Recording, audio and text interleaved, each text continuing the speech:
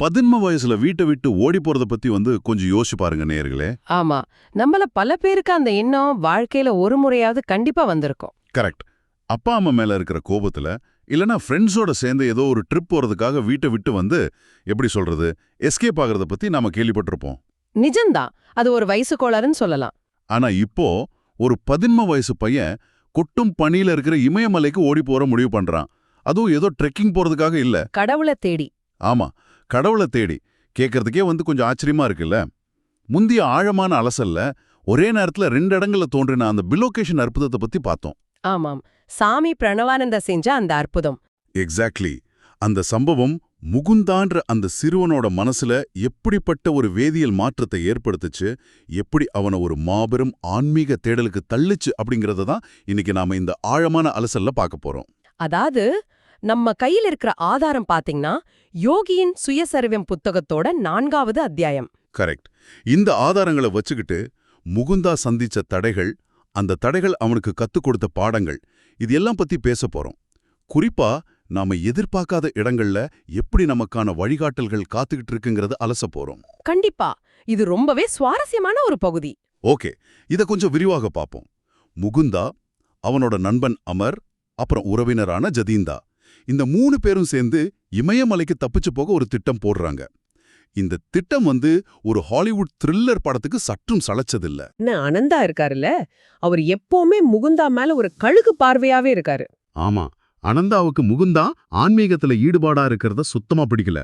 அதனால அண்ணன் கிட்ட மாட்டிக்க கூடாதுங்கிறதுக்காக முகுந்தா ஒரு பெரிய மாஸ்டர் பிளான் போடுறான். தன்னோட துணிமணிகள் இருக்கிற மூட்டைய 3வது மாடி ஜன்னல் வழியா கீழே தூக்கி போடுறான். அட ஆமா, அவங்க வீட்டுக்கு கீழே ஒரு சந்து இருக்கும், அங்க அந்த மூட்டை விழும். அப்புறம் ஒண்ணுமே தெரியாத மாதிரி சாதாரணமா சந்துக்கு போற மாதிரி வீட்டை விட்டு வெளியிடுறான். வாவ், செம பிளான். ஆனா இதுல என்ன ரொம்ப யோசிக்க வச்ச விஷயம் ஒண்ணு இருக்கு. கிளம்புறதுக்கு முன்னாடி அவனோட தொப்பியில இருந்த தோள்பட்டைய கிழிச்செறியறான். அகிம்சைக்காக. ஆமா, அது மட்டும் இல்லாம பகவத்கீதை புத்தகத்துக்கு போடப்பட்டிருந்த தோல் அட்டையையும் பிரிச்சு வீசுறான். மிருகங்களை கொன்று உருவாக்கப்படும் எந்த பொருளும் தன்னோட இந்த தூய்மையான பயணத்துல இருக்கக்கூடாதுன்னு உறுதியா நினைக்கிறான். ரொம்ப ஆழமான ஒரு சிந்தனை அது. ஆனா இதுக்கப்புறம் அவங்க பண்றதுதான் பெரிய முரண்பாடா இருக்கு. நேரா சாந்தினி சோக் பகுதிக்கு போறாங்க. அங்க போய் ஐரோப்பியர்கள் மாதிரி மாத்திக்கிறாங்க. இங்கிலீஷ்காரங்க மாதிரி பேண்ட், சட்டை, தொப்பி எல்லாம் போட்டுக்கிட்டு ஒரு மாறு வேடம். அதுதான், ஒரு பக்கம் அஹிம்சை தூய்மைன்னு சொல்றான், இன்னொரு பக்கம் மாறு வேடம் பொய்யுன்னு இறங்குறான். இது எப்படி சரியாகும்? இங்க ரொம்ப சுவாரஸ்யமான விஷயம் என்னன்னா, முகுந்தாவோட மனநிலைய நம்ம புரிஞ்சுக்கணும்.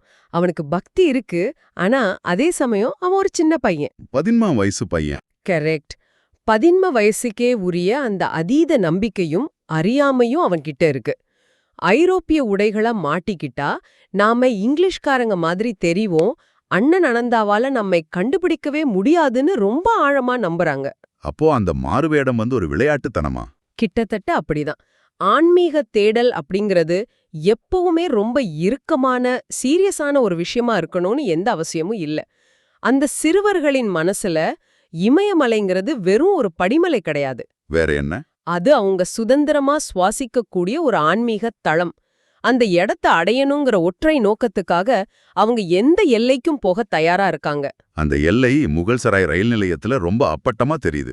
ஆமா, அந்த ஐரோப்பிய அதிகாரி வந்தப்போ நடந்த சம்பவம். கரெக்ட். அவங்க ஐரோப்பிய பெட்டியில ஏறுறதுக்காக காத்துக்கிட்டு இருக்கும்போது ஒரு ஐரோப்பிய அதிகாரி அங்க வர்றாரு.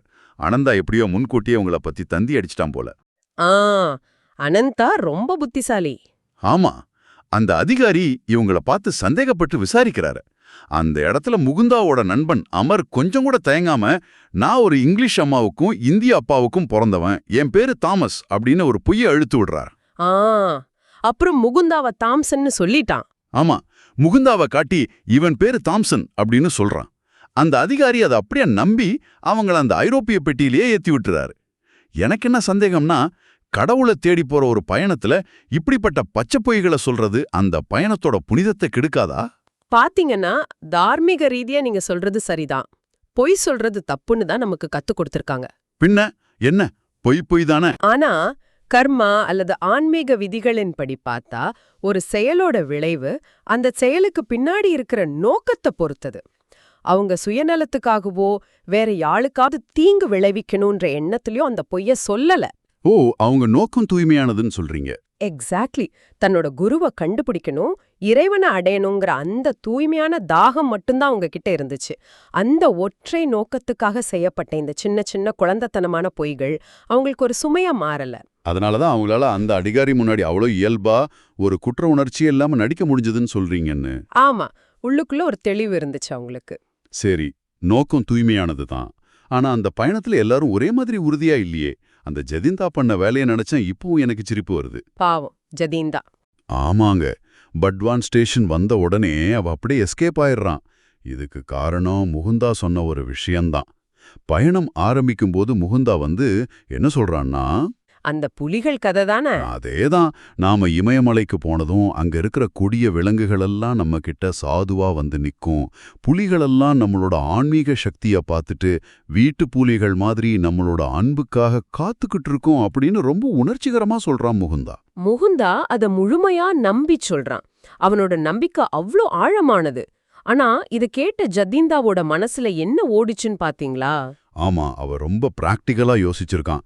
ஒருவேளை நம்ம ஆன்மீக சக்தி அந்த புலிகளுக்கு புரியலன்னா என்ன ஆகிறது? ஆமா, அது ரொம்ப நியாயமான பயம்தானே. அந்த புலியோட வயித்துல தவண முனையில கொஞ்சம் கொஞ்சமா தன்னோட உடல் செரிமானமாகறத அவன் கற்பனை பண்ணி பார்த்திருக்கான். அந்த பயத்துல தான் அவன் பின்வாங்குறான். கரெக்ட். ஆனா இதுல நாம கவனிக்க வேண்டிய முக்கியமான விஷயம் ஒன்னு இருக்கு. 3 பேரும் ஒரே இலக்க நோக்கி தான் பயணம் செய்யறாங்க. 3 பேருக்கும் ஒரே மாதிரி தான் சொல்லப்படுது. ஆனா ஒருத்தருக்கு அது நம்பிக்கையா மாறுது, இன்னொருத்தருக்கு அது மரண பயமா மாறுது. ஏன் இந்த வித்தியாசம்? இது ஒரு அருமையான கேள்வி. இங்கதான் மனப்பக்குவம் அல்லது ரெடினஸ் அப்படிங்கிற விஷயம் உள்ள வருது. ஒரு பயணத்துக்கு நாம தயாரா இருக்கோம்னு நினைக்கிறதுக்கும் உண்மையிலே தயாரா இருக்கிறதுக்கும் நிறைய வித்தியாசம் இருக்கு. அதாவது ஜதிந்தா தயாரா இல்லையா? ஆமா, ஜதீந்தா ஆன்மீகத்துக்காக தப்பி வந்ததை விட ஏதோ ஒரு சாகசம் தேடி வந்திருக்கலாம். யதார்த்தம் என்னன்னு புரிஞ்ச உடனே அவனோட கற்பனை கோட்டை இடிஞ்சிடுச்சு. இது நம்ம வாழ்க்கைக்கு ரொம்பவே பொருந்தும். நேர்களே, நீங்க ஒரு பெரிய இலக்க நோக்கி போய்கிட்டு இருக்கலாம். வழியில ஒரு சின்ன தடை அல்லது பயம் வரும்போது உங்கள எத்தனை பேர் முகுந்தாவை போல நம்பிக்கையோட நிக்கிறீங்க, எத்தனை பேர் ஜதீந்தா மாதிரி பின்வாங்குறீங்கன்னு யோசிச்சு பாருங்க. கண்டிப்பா. ஆன்மீக பயணம் மட்டும் இல்ல, எந்த ஒரு இலக்கமும் உங்களுடைய உள் மனதின் உறுதிய சோதிக்கத்தான் செய்யும். அந்த சோதனையில முகுந்தாவும் அமரும் உறுதியா நின்றாலும் அவங்களால ரொம்ப தூரம் போக முடியல. ஹரித்வார் ரயில் நிலையத்துல ஒரு போலீஸ்காரன் அவங்கள பிடிச்சிடுறாரு. அனந்தாவோட பிளான் அங்க ஒர்க் அவுட் ஆயிடுச்சு. ஆமா, இங்க அண்ணன் அனந்தாவோட அந்த துப்பறியும் மூளைய பார்த்து நான் நிஜமாவே மிரண்டுட்டேன். அமர் வீட்ல விட்டுட்டு போன ரயில்வே கால அட்டவணைய வச்சு அதுல அடிக்கோடிட்டு இருந்த ஊர்களோட பேரை வச்சு இவங்க இமயமலைக்கு தான் போறாங்கன்னு கண்டுபிடிச்சிருக்கான். அது மட்டும் இல்ல, அந்தந்த ரயில் நிலையங்களுக்கு தந்தி கொடுத்திருக்கான். அது மட்டும் இல்லாம பயந்து போய் வீடு திரும்பின ஜெதீந்தாவை போலீஸ கூட்டிட்டு போய் மிரட்டி உண்மைய வாங்கியிருக்கான். பிசிக்கல் தடைகள்னா இப்படிதான் இருக்கும்னு அனந்தா நிரூபிச்சிட்டான். உண்மைதான். ஆனா அந்த ஹரித்வார் போலீஸ் ஸ்டேஷன்ல வச்சு அந்த போலீஸ்காரர் சொன்ன ஒரு கதை தான் என்ன கொஞ்சம் குழப்பத்துல ஆழ்த்துச்சு. ஓ, அந்த சாதுவோட கதை ரொம்ப ஆழமான ஒரு சம்பவம் அது. ஆமா, அந்த போலீஸ்காரர் முகுந்தா கிட்ட சொல்றாரு, அவர் ஒரு கொலையாளிய தேடி காட்டுக்குள்ள போனப்போ அங்க தியானத்துல இருந்த ஒரு சாதுவ அந்த வழியா ஓடின கொலையாளின்னு தப்பா நினைச்சு தன்னோட கோடாரியால வெட்டிடுறாரு. ஆமா, ரொம்ப மோசமான காயம் அது. சாதுவோட வலது கை கிட்டத்தட்ட முழுசா வெட்டுப்பட்டு தோலோட தொங்கிக்கிட்டு இருக்கு. ரத்தம் கொட்டுது. ஆனா அந்த சாது எந்த வலியும் இல்லாம எந்த பதற்றமும் இல்லாம தொங்கிக்கிட்டு இருந்த அந்த கைய தூக்கி அப்படியே பொருத்தி ஒட்ட வச்சுக்கிறாராம். ஆமா, ஒட்ட வச்சுக்கிறாரே. ரத்தம் கொட்டுறது உடனே நின்னுடுச்சான். இப்ப என் கேள்வி என்னன்னா, இத கேட்கிற நேயர்களுக்கு கண்டிப்பா இந்த சந்தேகம் வரும். துண்டிக்கப்பட்ட ஒரு கை எப்படி சும்மா ஒட்ட வச்ச ஒண்ணி ஒட்டிக்கும்? பகுத்தறிவு படி பார்த்தா இது கஷ்டம்தான். அதுதான். இத நாம ஒரு நிஜமான உடல் ரீதியான அற்புதமா எடுத்துக்கணுமா? இது பிசிக்ஸ், பயாலஜி எல்லாத்துக்கும் எதிரா இருக்கே? அல்லது இது ஏதோ ஒரு குறியீடா? இந்த கேள்வியை நீங்க கேக்குறது ரொம்ப இயல்பானது. ஏன்னா நாம வளர்ந்த விதம், சயின்ஸ் எல்லாம் அப்படி. ஆனா இந்த சம்பவத்தை நீங்க கொஞ்சம் அகலமான பார்வையில பார்க்கணும். அகலமான பார்வைன்னா? அந்த சாது கைய ஒட்ட வச்சது ஒரு மாபெரும் அற்புதம்னு நாம நினைக்கிறோம். ஆனா உண்மையிலே அங்க நடந்த மிகப்பெரிய அற்புதம் அது கிடையாது. வேற என்ன? கை ஒட்டிக்கிட்டதுக்கு மேல அங்க என்ன அற்புதம் நடந்துச்சு? தன்னை வெட்டின அந்த போலீஸ்காரரை அந்த சாது மன்னிச்சார் பாருங்க, அதுதான் அற்புதம். ஓஹோ. ஆமா, பொதுவா ஒரு சாதாரண மனுஷனுக்கு பலத்த காயம் பட்டா முதல்ல வர்றது வலி, 2வது கோபம், 3வது தற்காப்பு உணர்வு. ஆனா அந்த சாது என்ன சொல்றாரு தெரியுமா? என்ன சொல்றாரு? மகனே, நீ செஞ்ச தவறு புரிஞ்சுக்க கூடியதுதான். உன்னை நீயே நிந்திச்சுக்காத. அந்தே உருவான தெய்வத்தா என்னை காப்பாத்துறா அப்படின்னு ரொம்ப சாந்தமா சொல்றாரு. வாவ், அது நினைச்சாலே ஆச்சரியமா இருக்கு. அதான் உடலியல் ரீதியா எப்படி ஒட்டிக்கிச்சுங்கிறத விட நரம்பு மண்டலம் குடுக்கற வழிய ஒரு மனுஷனால எப்படி கடந்து போக முடியுங்கிறது தான் இங்க விஷயம். கான்ஷியஸ்னஸ், அதாவது மனிதனோட விழிப்புணர்வு உடம்ப தாண்டி விரிவடையும் போது உடல் கொடுக்கிற சிக்னல்கள் அவங்கள பாதிக்காடு. அந்த வலியை அவங்க உணர்றதில்ல.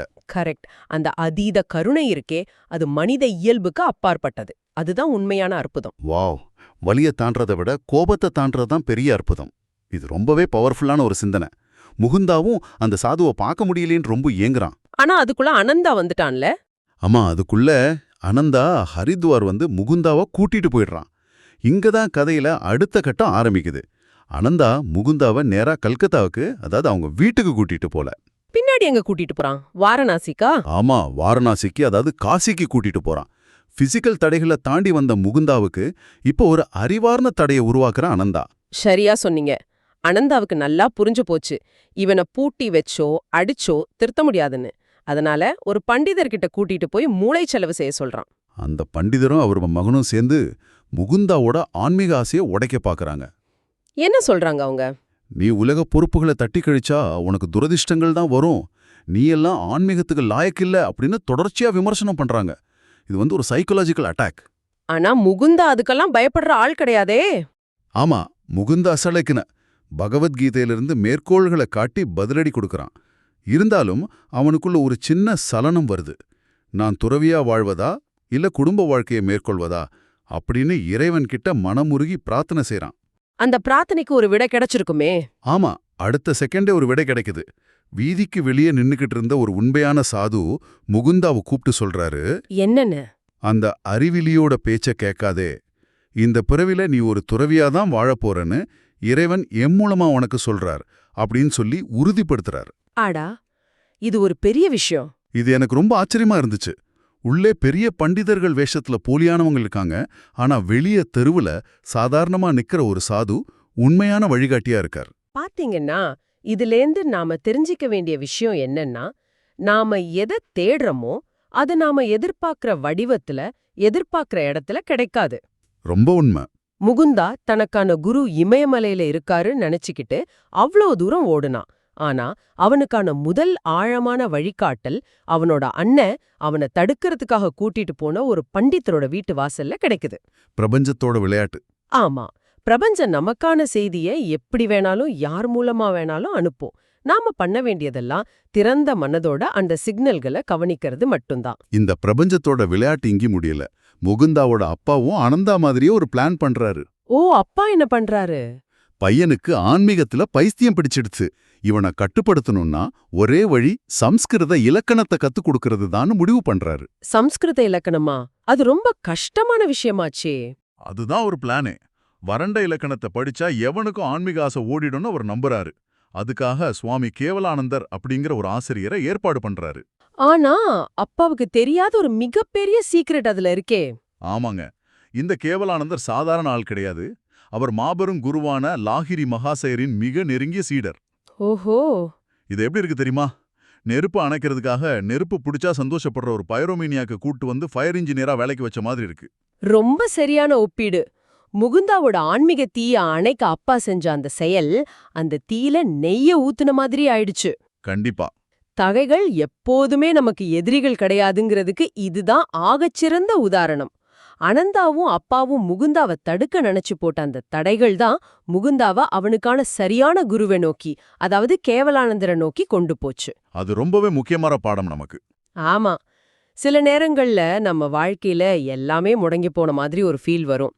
என்ன முன்னேற விடாம எல்லாரும் தடுக்கறாங்கன்னு நம்ம புலம்புவோம். ஆனா உற்று கவனிச்சா அந்த தடைகள் தான் நம்மள சரியான பாதைக்கு திருப்பி விடுற திசைகாட்டிகளா இருக்கும். 100% உண்மை. இப்போ பார்த்தீங்கன்னா கேவலானந்தர் முகுந்தாவுக்கு வறண்ட இலக்கணத்தை கத்துக் கொடுக்கல. அதுக்கு பதிலா லாஹரி மகாசேர பத்தின கதைகளையும் அதிலும் குறிப்பா கிரியா யோகம் அப்படிங்கிற ஒரு விஷயத்தையும் சொல்லிக் கொடுக்கறாரு. முகுந்தாவுக்கு அங்கதான் உண்மையான தேடல் ஆரம்பிக்குது. ஆமா, கிரியா யோகம் ஒரு பெரிய திருப்புமுனை. எனக்கு இங்க ஒரு கேள்வி இருக்கு. இந்த கிரியா யோகம்னு சொல்றாங்களே, அதுனா என்ன? சும்மா கண்ணை மூடிக்கிட்டு மனசை கட்டுப்படுத்தி உட்கார்ந்திருக்கிறதுக்கு பேர் தான் கிரியா யோகமா? இல்ல அது அப்படி கிடையாது. ஏன்னா இன்னைக்கு நிறைய பேர் மெடிடேஷனுங்கிற பேர்ல இதைத்தானே பண்றாங்க. இதுக்கு ஏன் இவ்ளோ முக்கியத்துவம் கொடுக்கப்படுது? நீங்க கேட்டது மிக மிக முக்கியமான கேள்வி. இது சும்மா உட்கார்ந்து கண்ணு மூடுற விஷயம் கிடையாது. கிரியா அப்படிங்கிற வார்த்தைக்கு செயல் அல்லது விழிப்புணர்வோடு செய்யப்படும் ஒரு செயல்னு அர்த்தம். ஓ, ஒரு செயல். ஆமா, கேவலானந்தர் இத பத்தி ரொம்ப நுட்பமா விளக்குறாரு.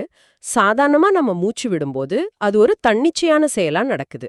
ஆனா கிரியா யோகத்துல பிராணசக்தி, அதாவது லைஃப் ஃபோர்ஸ முதுகுத்தண்டின் வழியா மேலையும் கீழையும் மனப்பயிற்சியால இயக்குவாங்க. முதுகுத்தண்டின் வழியாகவா? ஆமா, இது மனிதனோட ரத்தத்துல இருக்கிற கார்பன் அளவை குறைச்சு ஆக்சிஜன் அதிகமாக்கும்னு சொல்றாங்க. இது வெறுமனே ஒரு மனப்பயிற்சி மட்டுமல்ல, இது ஒரு பிசியோலாஜிக்கல் அண்ட் ஸ்பிரிச்சுவல் டெக்னாலஜி. ஒரு டெக்னாலஜி மாதிரி சொல்றீங்க? கண்டிப்பா. அதாவது உடல் மற்றும் மூளை நரம்புகளை அமைதிப்படுத்தி நேரடியா ஆன்மீக விழிப்புணர்வை தூண்டும் ஒரு விஞ்ஞானபூர்வமான கருவி. அப்போ சும்மா புத்தகம் படிக்கிறதை விட இது எப்படி மாறுபடுது? அதான் விஷயம். இப்ப நீங்க நீச்சல் அடிக்கணும்னு வச்சுக்கோங்க. நீச்சல் பத்தி 1000 புத்தகங்கள் படிக்கலாம். கையை இப்படி ஆட்டணும், காலை இப்படி உதைக்கணும்னு தியரியெல்லாம் உங்களுக்கு அத்துப்படியா இருக்கலாம். தியரி தெரியும், ஆனா தண்ணில குதிக்கணும். எக்ஸாக்ட்லி. தண்ணில குதிச்சு நீச்சல் அடிக்கும்போது கிடைக்கிற அனுபவம் வேற இல்லையா? தியரிங்கிறது மூளைக்கு தகவல் கொடுக்கும். ஆனா கிரியாயோகம்ங்கிறது உங்களை நேராக தண்ணீரில் குதிக்க வைக்கிற செயல்.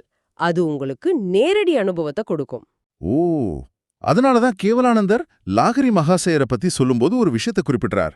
லாகிரி மகாசயர் ஏதோ நூல்களை படிச்சுட்டு அதை கிளிப்பிள்ளை மாதிரி ஒப்பி வைக்கிறவர் கிடையாது. அவர் தெய்வீக நூலகத்தில் ஆழ்ந்து நேரடி அனுபவங்களை பெற்றவர்னு சொல்றாரு. ஆமா, அவர் நேரடி அனுபவத்துக்கு முக்கியத்துவம் கொடுத்தார். இது இன்றைய காலகட்டத்துக்கு எவ்வளவு பொருந்தி போகுது பாருங்க.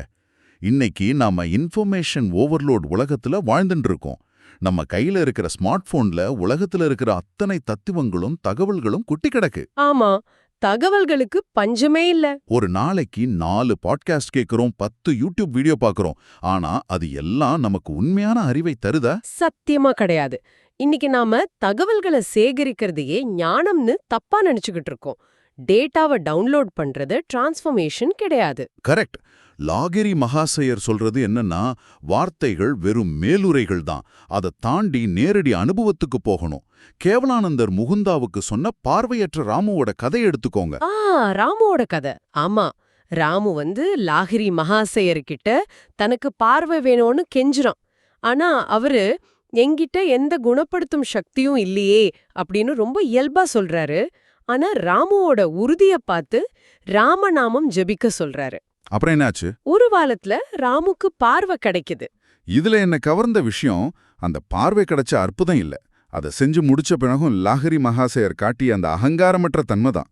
நான் எதையும் செய்யல, இறைவனோட ஒளியே எல்லாத்தையும் செய்யுது அப்படின்னு அவர் உறுதியா சொல்றாரு. ஆமா, தனக்கு சக்தி இருக்குன்னு அவர் எங்கேயுமே பெருமைப்படல. அதுதான் பெரிய விஷயம். எக்ஸாக்ட்லி. குணப்படுத்தும் ஆற்றலிடம் அவர் முழுமையா சரணடைஞ்சிருந்தார். நான் செய்றேன் அப்படிங்கிற அந்த ஈகோ எப்போ அழியுதோ அப்போதான் தெய்வீகம் அங்க முழுமையா வேலை செய்யும். அது ஒரு பெரிய பாடம். ஆனா கேவலானந்தர் இதுல இன்னொரு முக்கியமான விஷயத்தையும் பதிவு பண்றாரு.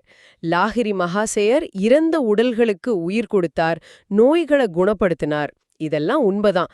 ஆனா அதெல்லாம் அவர் செஞ்ச மிகப்பெரிய அற்புதம் கிடையாது. அப்போ வேற ஏதாவது அற்புதம்? அவர் மனிதர்களோட அறியாமை இருளை போக்கி அவங்களோட மனசுல ஆன்மீக விழிப்புணர்வை ஏற்படுத்தினார் பாருங்க. அதுதான் அவர் செஞ்ச அழியாத அற்புதம். ஏன்னா குணப்படுத்தப்பட்ட உடல்கள் என்னைக்காவது ஒரு நாள் நெருப்புக்கு இரையாகித்தான் ஆகணும். ஆனா விழிப்படைந்த ஒரு மனம் என்றும் அழியாதது. வாவ்! குணப்படுத்தப்பட்ட உடல்கள் அழியும், விழிப்படைந்த மனம் அழியாது. இதை விட சிறப்பா இந்த அத்தியாயத்தை சுருக்கி சொல்ல முடியாது. உண்மையாவே முகுந்தா கடைசியா ஒரு வரி சொல்றான், நான் சம்ஸ்கிருத மொழியில பண்டிதனாவே ஆகல, ஆனா எனக்கு கேவலானந்தர் அதை விட மேலான தெய்வீக சொற்றொடர்களை கற்பித்தார் அப்படின்னு. Divine syntax. ஆமா, டிவைன் சின்டாக்ஸ்.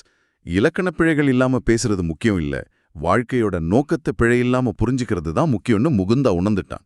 ஒரு 11 வயசு பையனோட பெரிய முதிர்ச்சி இது. இன்னைக்கு நாம பேசுற இந்த அத்தியாயத்துல இருந்து ஒரு தெளிவான படம் நமக்கு கிடைக்குது நேயர்களே. ஆன்மீக பயணம் அல்லது உங்களோட எந்த ஒரு ஆழமான தேடலும் சரி, அது வீட்டை விட்டு வெளியேறி இங்கேயோ ஓடுறதில்ல இல்ல. முகுந்தா இமயமலைக்கு போகணும்னு எவ்வளவோ கஷ்டப்பட்டு ஓடுனான். ஆனா அவனுக்கான உண்மையான குரு அவனோட வீட்டின் வரவேற்பறையிலேயே அவங்க அப்பாவாலேயே கொண்டு வந்து நிறுத்தப்பட்டார். முகுந்தாவோட தேடல் வெறும் ஒரு உணர்ச்சி வசப்பட்ட இளமை காலத்தை எஸ்கேப் கிடையாது. அது ஒவ்வொரு மனிதனுக்குள்ளும் இருக்கிற ஒரு தேடல். அந்த பயணத்துல தடைகள் கண்டிப்பா வரும். ஆனா அந்த தடைகள் தான் உங்களை செதுக்குற உளலிகள் அப்படிங்கறத இந்த பகுதி ரொம்ப ஆழமா நமக்கு கத்துக் கொடுக்குது. ரொம்ப சரியா சொன்னீங்க. இந்த ஆழமான அலசல முடிக்கும் முன் நேயர்களாகிய நீங்க ஒரு நிமிஷம் இதை பத்தி சிந்திச்சு பாருங்க. உங்க வாழ்க்கையில நீங்க சந்திக்கிற தோல்விகள், உங்களை தடுத்து நிறுத்துற மனிதர்கள், உங்களுக்கு கிடைக்கிற ஏமாற்றங்கள், இதெல்லாம் உண்மையிலேயே உங்களுக்கு விரோதமான தடைகளா? சிந்திக்க வேண்டிய கேள்வி.